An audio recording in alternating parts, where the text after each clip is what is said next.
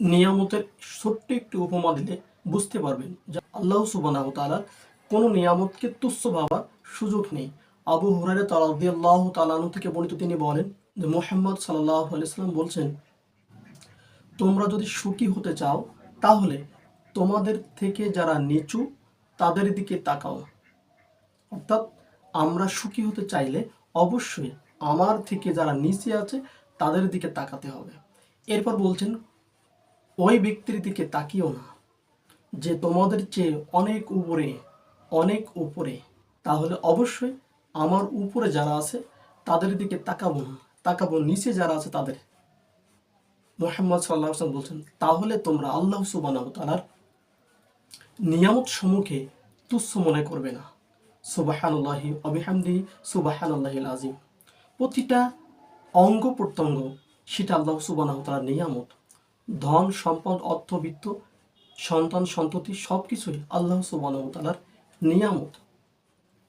আমি যদি কখনো অসুস্থ ব্যক্তিকে দেখি বলবো আলহামদুলিল্লাহ, আল্লাহ সুবহানাহু ওয়া তাআলা তার থেকে আমাকে ভালো রেখেছেন।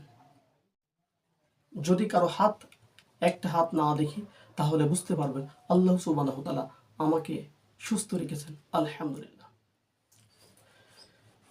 যার একটা পা নেই সে বোঝে পায়ের কত মূল্য, তখন আপনি নিচের দিকে তাকিয়ে বলবেন আলহামদুলিল্লাহ, আমি তার থেকে ভালো আছি। যে অনাহারে অর্ধহারে আছে তার থেকে দেখে আপনি বুঝতে পারবেন আল্লাহ সুবহানাহু ওয়া তাআলা আমাকে অনেক ভালো রেখেছেন। তাহলে অঙ্গ প্রত্যঙ্গের মাধ্যমে আপনি নিজেকেই আল্লাহ সুবহানাহু ওয়া তাআলার প্রশংসা জ্ঞাপন করতে পারবেন। আর যদি উপরের দিকে তাকান তাহলে আফসোস করবেন, হিংসা আসবে, বিভিন্ন রকমের অকৃতজ্ঞতা প্রকাশ করবেন। তা আসুন আল্লাহ সুবহানাহু ওয়া তাআলার নিয়ামত সমূহকে আমরা স্মরণ করি, অঙ্গ প্রত্যঙ্গের মাধ্যমে, অর্থ সম্পদের মাধ্যমে আল্লাহ সুবহানাহু ওয়া তাআলার শুকরিয়া আদায় করি, আলহামদুলিল্লাহ বলি। অত্র হাদিস দ্বারা আমরা বুঝতে পারলাম অবশ্যই আমরা সুখী হতে চাইলে অবশ্যই নিচের দিকে, আমার নিচে যারা আছে তাদেরকে লক্ষ্য রাখবো, তাদের দিকে তাকাবো, এবং যারা আমার উপরে আছে তাদের দিকে তাকাবো না। তাহলে অবশ্যই হাদিসের যথাযথ মূল্যায়ন করা হবে।